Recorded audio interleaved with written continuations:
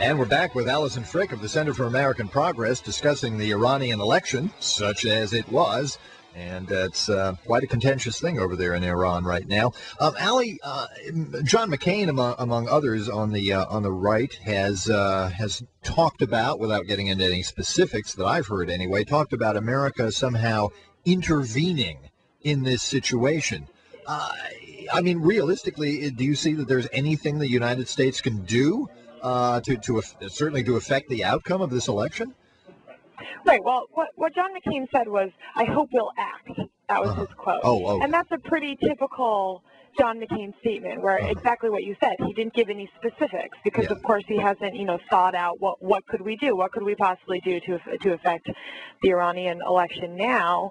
He just wants action, and I think that my colleague at the Wonk Room, Matt Duss, wrote about how this is kind of a signal of the bullet we all missed in the November election. That could have been our president who just wants action. No one knows what that action would be, but we should act.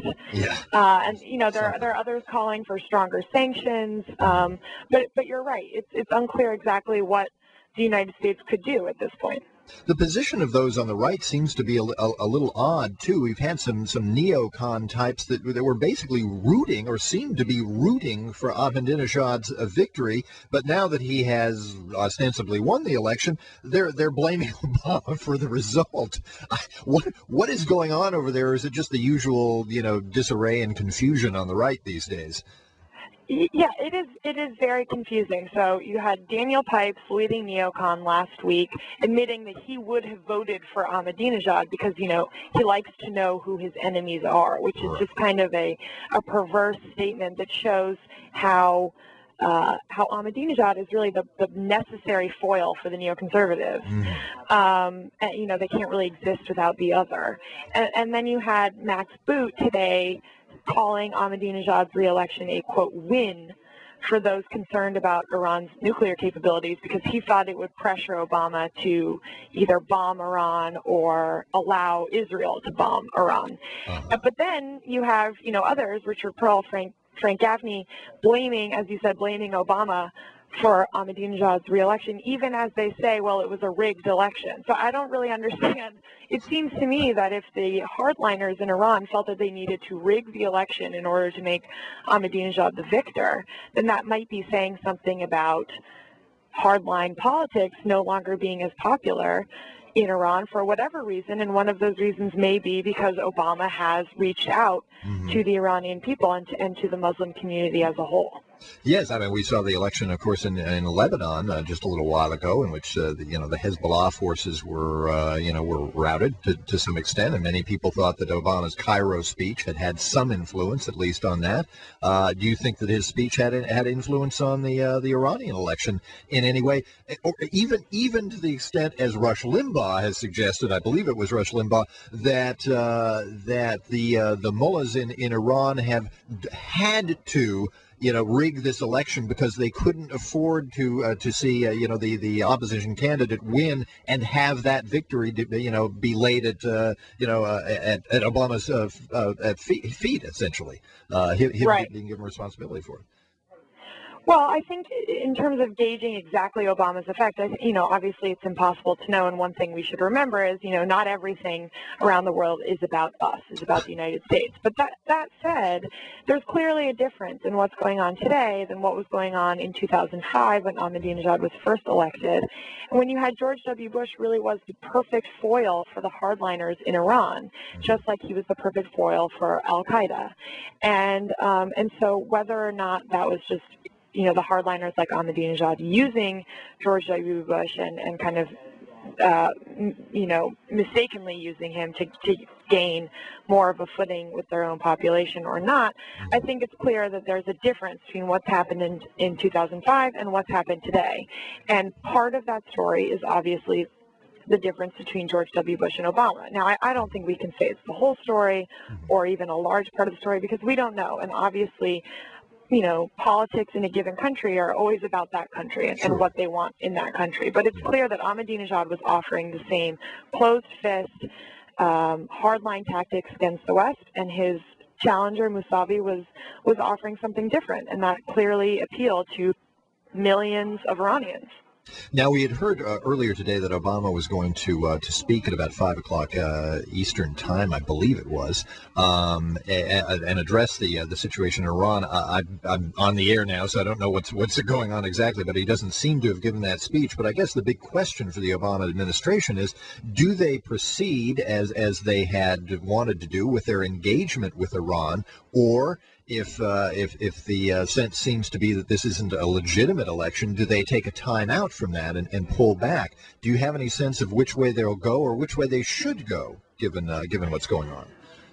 Well, I do think that it is a really difficult situation because I do think that, say, this election result stands and Ahmadinejad continues to be the leader, it does put Obama in more of a politically difficult position in terms of reaching out to him. At the same time, his campaign to reach out to our enemies was never based on if they're real democratically elected leaders. It was based on the people that we need to talk to, whether it is, the kings in Saudi Arabia or the mullahs in Iran or an unfairly elected president in Iran. We need to be talking to people.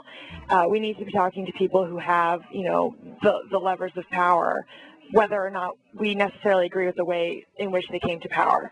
So I hope that he stays on his plan to reach out and to really try to affect positive change in the region, because we've seen what happens when you just try to isolate somebody. It doesn't help.